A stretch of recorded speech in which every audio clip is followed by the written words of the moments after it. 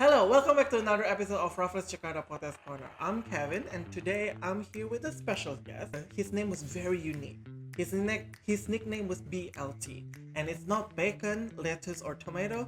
It's an acronym. Please welcome Brian Eltan. Thank you. Okay, so I just want to say that it was very very nice to meet you.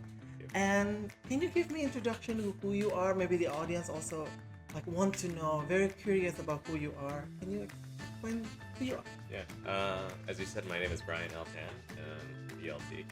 But if bacon is too haram, you can always say bread, lettuce, tomato if you're vegan. I thought you will say beef. Also can. But if you're Hindu, bread, lettuce, tomato is the most vegan friendly. So I'm a director and producer. I started off my career in Los Angeles, where I'm from, but now I work mostly in Indonesia, specifically in Bali, but I've worked a lot in Jakarta as well. So I consider myself a bridge between East and West, and I kind of am in the middle between both America and Indonesia, and both Western and Eastern cultures. And so I specialize in films that adapt the best of both worlds. Also, yeah, I've been sleuthing in the internet and seeing kind of your project. You work with very famous people in Hollywood. One of them was Martin Scorsese. Is it like when you direct him, is it kind of like a burden? There's kind of like, oh my god, I will direct Martin Scorsese, or can you explain how you approach that in kind of more like a relaxed way, and also keep up the excitement, really, because it was a very exciting opportunity to work with Martin Scorsese. Yeah, to be honest with you, we didn't know from the beginning we were going to work with Martin Scorsese. That was a project a long time ago, 2013 or 14. I had interned at Paramount Studios in Los Angeles when I went to UCLA, and at the time I made a lot of good connections in the events department. And it so happened that they were going to release the Canon C300, which was at the time a brand new camera. It's the C300 Mark I. And so they told me that I was supposed to direct this commercial. I won the tender, the bid, and that we were supposed to interview a celebrity guest. But they didn't tell us up until the day who it was. And so I only found out maybe a couple of hours before that we were supposed to interview the legendary Marty Scorsese, who has obviously done a lot of amazing movies that we all know, like Wolf of Wall Street, Goodfellas, everything in between. So it was a bit nerve-wracking, obviously, as a director, being someone who's a fan and someone who also has to direct a director's director, if that makes sense. But the reality of it is that it's very straightforward, because every celebrity, be it an actor, model, singer, director, whoever, they're just people too. They're just people like you and me. They're flesh and blood. They're not people who want to be worshipped or they want to be treated special. They just need to be treated like human beings. And so my goal with it was to be as personable as possible with him, in the same way that you are now. It was just a very standard, straightforward interview, and my job was to get him to talk about the camera. He kept wanting to talk about Hugo, which is the movie he released at the time. So my biggest trouble was keeping him. My biggest, I would say, challenge was keeping him on track to talk about the cameras, because we were hired by Canon, obviously, to film a C300 commercial. And while at the same time, there's also a big press event.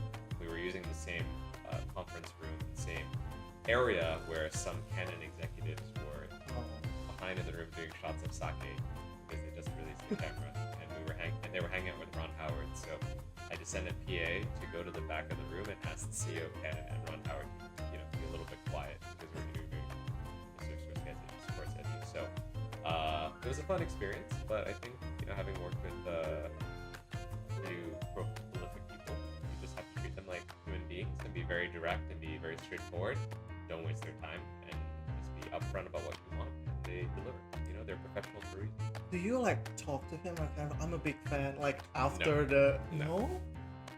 Do you want to? Maybe if Martin watches right now, what do you want to say to him? No, they're people too. I think having worked with celebrities and notable high-profile people, the last thing they want to feel is that they're put on a pedestal.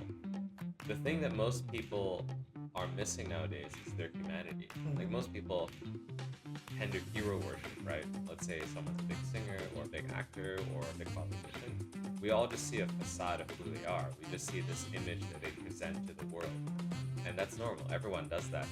But if you want to have a genuine connection with someone, you should talk to them about things that they want to talk about. And they don't want to be put on a step above you. They just want to be treated like a normal person.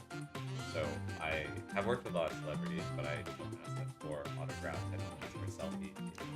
I just talk to them as if they're people, because they are people. But I mean, you said before that you mainly work as director and producer, and both of those roles is very different, right? Director mostly, going into the artistic direction, and producer was kind of like more about managing the whole production in general. How do you merge those two big ideas, like one of the creative side and also the managerial side? How do you merge, and how you kind of know where to position yourself? Sure. As a filmmaker, I like to say that this is the film industry, right? Even in Bahasa Indonesia, industry film. This is, and as the word implies, industry means the process of creation. And so what that means to me is that you have to be both commercially and creatively minded. You cannot have one without the other. You cannot be creative without any commercial value, and you cannot just focus on commercial value without any creativity. So as a producer, that's obviously more commercially minded, and as a director, that's obviously more creatively minded. But they're both parts of the same coin. You cannot have one without the other. It's like Steve Jobs. You could say that Steve Jobs was a visionary and extremely creative, but he also understands that he's in the product business. He needs to make a product that people want, and he needs to be able to sell products. That's the same thing as a director and producer. So my director brain can go, okay, what are films I like? What are films that inspire? What are films that I think are great stories that I can tell? And then my producer brain goes, okay, is there a market for it? Will people pay to see that? Are people interested in seeing that? I can't just make movies that only I care about. I need to make movies that I care about, but also sell tickets. You need both. Okay, to pivot from that a little bit, like, can you tell us a bit about like your 4 top favorite films? It's like letterbox thing. Can you like tell us? Films that I've made or films that other directors? Your favorite film in general. Maybe film that you made or maybe film that you watched. I'll go with other people because I'm very critical of my own work. Yeah. So I like the movie Inception as an example of Christopher Nolan's best, in my opinion, because again, it's the blend of creative and commercial, right? It's so unique, right? Being able to go a dream within a dream. That's amazing. That concept is phenomenal. But also it's packaged in a very commercially interesting way. Yeah, that's true. It's exciting, it's poppy, a lot of stars, a lot of action sequences. So I think that movie makes you think, but it also visually stimulates you as well. So I think that's very interesting for me. Saving Private Ryan is another great movie of mine. Spielberg at his best, in my opinion, because it's a film that is emotional. It's about brotherhood. It's about family. But at the same time, the action sequences are also very exciting, very poppy, and very visually arresting. So yeah, I would say those are my, top 2 films that I can come to mind that blend both commercial and creative energies together. It's funny you said that you are very critical of your own film. Do you think like maybe as your career goes on, you can make the film that you mentioned was your favorite, or do you think like, oh, it was, you just like it, but you cannot replicate the style or the feeling of it because it was just such a singular experience to that film? I think that when you make a movie, it's all about compromise. Any plan, and it's not just about filmmaking. You can talk about anything in life, whether it's architecture or car science or running a restaurant or opening a boutique store. Anything is a compromise of dream meets reality, right? You have this perfect vision in your head of, okay, I know exactly what this film is going to look like, but the reality on the ground is always very different, right? Let's say one day you have this scene, you imagine it as a scene that is in a mountain, let's say, right? But on the mountain, there's clouds. Yeah. And you're like, okay, how do I compromise and still tell the story with the situation evolving, right? Or let's say you imagine you cast a certain actor and they're not available. Now you have to recast and it evolves in its own separate way. Or let's say you think that you have 12 hours to shoot the scene, but because it's raining, you only end up with 4 hours. You know, so Things that's happen. yeah, shit happens. You know, as they say. So you have to be able to be on your feet and adapt to the situation. So I'm very critical because I have this perfect vision in my head, and the moment you step on set, it's 100 compromises. Like, oh no, we want a smoke scene. Smoke machine's broken. Oh no, you wanted the makeup to be perfect, but the makeup artist had a food poisoning and it didn't show up. Or, oh no, you want to have more time with this actor, but you woke up late, so you don't have enough time to film. Or you want to use this car in the movie, but this car broke down. Or you wanted to have a sunset, but there's no sunset because it's cloudy. So the reality of the situation is always very different from the reality with your head. And that's not necessarily a bad thing. I'm always very critical because I know what the film looks like in my head, and the film that people are going to see is slightly different. It's maybe, if you're lucky, it's 80 to 90% of what's in your head, but most of the time it comes out like 50. And that's every director. Every director will say it's not.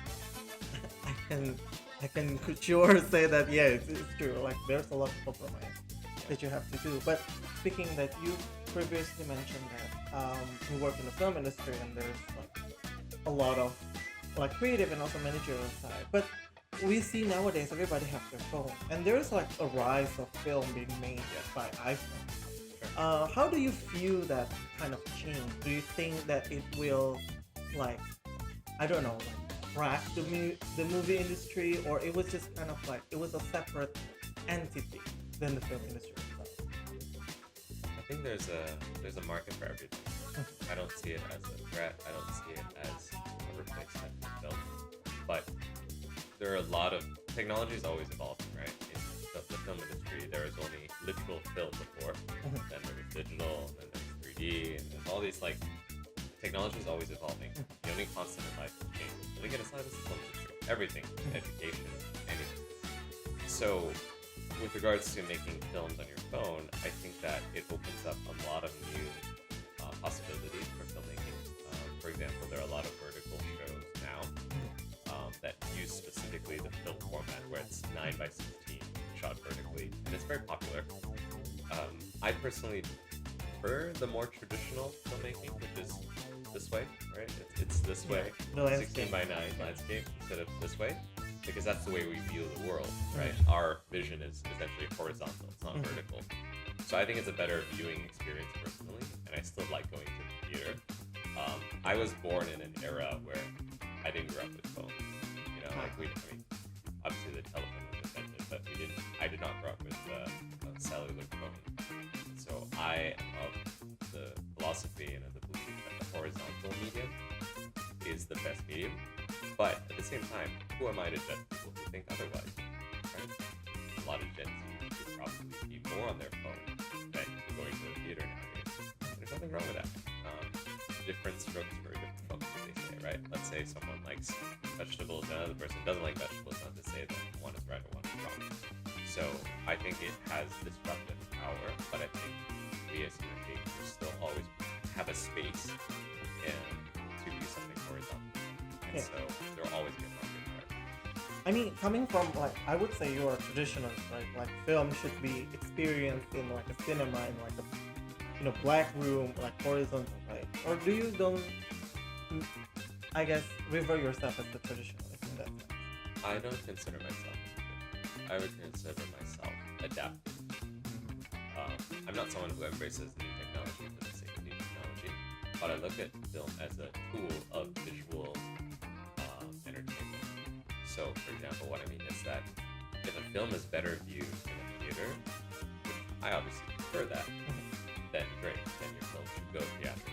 It should be viewed in the theater in a full cinematic experience. However, there are films or series, like I've done a series here that's meant for one of the OTT Indonesian platforms. Most of that is going to be viewed at home on a TV screen or on a phone or a laptop. There's nothing wrong with that either. I think it depends on the film. Some films deserve and need and warrant a cinema release, and others are okay to be viewed on the small screen. So that's where I'm adaptive. I look at each story as its own product, and then I adapt, and I think, okay, what's best for the product? I don't necessarily am only like, oh, cinema or nothing. Oh. I prefer cinema, of course. I like that experience. I enjoy it, but I'm not someone that's so stuck up or stubborn to say I'm not going to do anything except go to the cinema. But what advice could you offer, let's say, for someone who their medium was like only their phone, shooting in portrait mode? Like, what advice, maybe like creative wise, what advice do you need to give them if they want to move into more like a, film industry, which is like more, what you said before, like horizontal, like cinema, and then there's story and things like that. What advice would you give? First of all, I don't think there's anything wrong with vertical. I think that if someone wants to be a vertical filmmaker, that's 100% fine. I'm not going to say that vertical or horizontal, one of them is superior or not superior. I think that, especially Gen Z, right? Like, you're probably in that category, right? Younger people like to view their phones. There's nothing wrong with that. I don't, but that doesn't mean that that's wrong, right? So I think if someone is a emerging filmmaker and they like making vertical films, that's fine. There's nothing wrong with that. Like Instagram, TikTok, all of these platforms are great. There's nothing wrong with that. So I would say they should ask themselves, do they prefer shooting vertical or do they prefer shooting horizontal? And if the answer comes back that they like vertical, that's great. Every generation, I'm a millennial, every generation has their own thing, if that makes sense. My revolution was digital, right? Before I became a filmmaker, everything was shot on film, like literal, like put a roll in, do the whole thing. And so the revolution for me, or my generation, was being able to shoot films digitally, where you shoot with an SD card or a SBIOS card or whatever, digital media. That was already a big revolution for us. And there's some people who were before me, like Gen X or boomers, who obviously refused that because they're like, no. If you want to shoot film, it should be literally on 16 or 35 millimeter film. And for me, I like shooting digital better. And I think digital makes things so much easier. So I shoot digital because I like it. It doesn't mean that someone who likes films is right or wrong. Same thing. If a filmmaker, a young filmmaker, wants to shoot vertically, there's nothing wrong with that. In fact, there's a lot of success in that too. If they want to go horizontal, they have to learn a few things. I would obviously suggest watching a lot of YouTube tutorials, going to classes, or making their own content. The reality is that for an emerging filmmaker, there's nothing wrong with choosing vertical or any format they choose. I think the most important thing is that they have to have a story to tell and have a unique vision and style to succeed. Okay, but we're talking about the creative side. What about like the soft skills that needed when someone wants to enter the film industry? What do you think was the most important thing that people need to learn outside being creative, obviously? I would say to succeed in the film industry, beyond just being creative, you also have to be reliable. I know it sounds very boring, it's not sexy, it's not cool, but the reality is that if you tell people, hey, I need you on set at this time, and you show up late, bad. Or you say you're going to do something, and you don't do it, that's bad. Yeah. You need to be a person of your word to say, okay, if the call time is 7 a.m., you'll be there at 7 a.m., not earlier. Or if you say you'll do something, like, oh, I'll help edit this video, you edit it, and you follow the through, you don't give up. So you need to have grit. And grit basically means that you have to have perseverance, determination, and the willpower to really want this. I'll be honest with you in saying that there's a lot easier ways to make money. Yeah. A lot easier ways. There's a million ways that you can make money besides film. So why do you want to be in the film industry?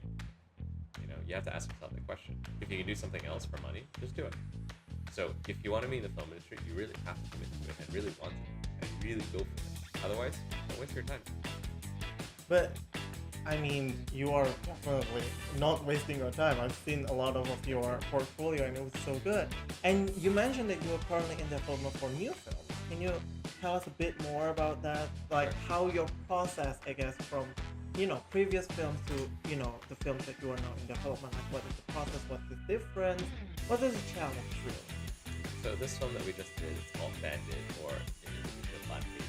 It's basically about two friends who decide to steal a car because they need money, and then they find a dead body in the back. So they kind of stolen the car from the wrong person, so they have to escape. And it's all set within 12 hours of college. I really love this concept. It was pitched to me by this very famous Indonesian writer called Ponji. He gave a lot of series, and the story he actually had for almost 10 years.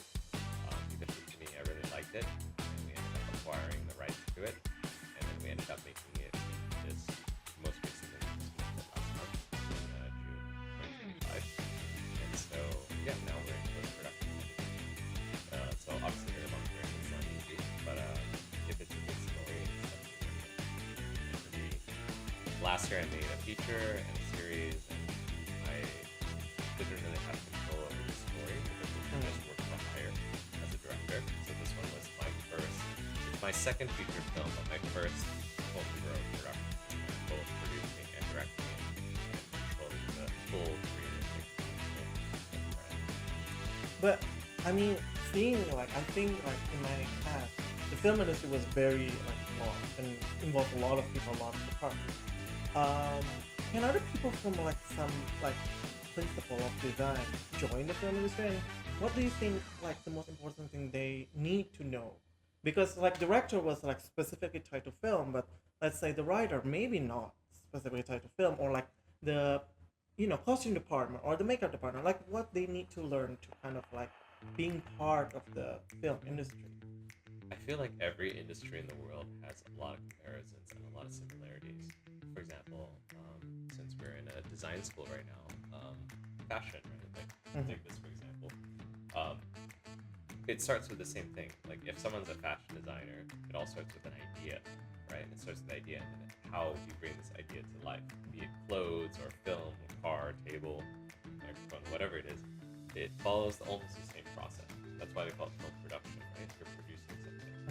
And so for me, I think that, if someone from another industry wants to be involved in film, I think that's fine. You don't have to go to film school. I went to UCLA, but my major was actually political science. Oh, I thought you go to film I had program a in film. UCLA. Yeah, a lot of people think that. I had a minor, and I basically had a film club, but I was not a film major. And so I actually think that a lot of the best directors, a lot of them went to film school, but some didn't. For example, Joe Kaczynski, who did like Top Gun, Oblivion, Tron, most recently Formula One. I worked under Joe for Tron Legacy, and he used to be an architect before he became a filmmaker, for example.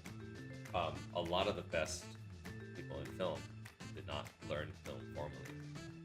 And I think that you don't have to have a film degree or go to film school to be a successful filmmaker. I think the most important ingredient besides creativity is, again, the desire to really, really want it. Because you can use a lot of skills from other departments that you have learned from other areas in life and equally apply that to film.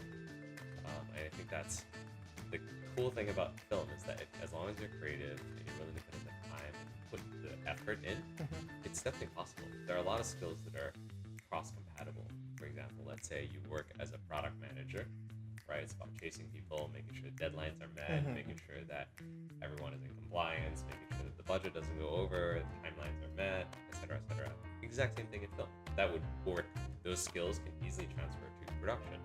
Or let's say someone's a fashion designer and they want to be a costume person on set. It's the exact same thing. It's about reading the script, understanding who the character is, what they represent, and then coming up with a costume idea for them. The same thing that you would come up with clothing design for a fashion show. I would say it's very, very similar. So no, if anyone wants to be a filmmaker, it's definitely possible. It's not easy, but it's possible. Do you think, like, based on your observation and your experience yourself, do you think becoming a political science major, like, do you think it affects the way you kind of like direct your film, or it was like, because I know probably you met with a lot of peers that from the film background. Do you think like you have like different perspectives than them because your background was not necessarily film? I think that there's a lot of similarities to politics and filmmaking in the sense that it's a lot about connection, it's a lot about relationship, it's all about working together and cooperating to reach a shared goal. I think that it's all about the art of human interaction, and that is not something that's confined uniquely to politics or filmmaking. So I think that gives me a better understanding of what people want, and as long as you can figure out what people want, you can tell a good story. It's all about motivation. Well, I've have friends and film industry, and they always complain of needing one more manpower. Yeah. I mean, you are kind of being in the film industry, and you recently finished your film. Which department, let's say, that need more manpower, and if so, how they can like start their journey? Maybe like this is not the person, let's say, who make videos regularly, but like just regular person who interested in the film. Like how do they get started, and which department you think that can benefit from more people? I think in Indonesia, especially, there's not enough people working in film because it's not encouraged by parents. True. Right? I think it's in America, if you tell your parents, oh, I'm gonna be a filmmaker, they're like, great, good for you. Good. Let's send you to, UCLA, USC, AFI, and you will find a good film school. We support you. We'll pay for it. In Indonesia, if you tell your parents you're going to film school, they'll be like, why? Why would you want to do that? And I understand most parents want a very stable career for their kids. They don't want their kids to be doctors, lawyers, engineers, something more normal.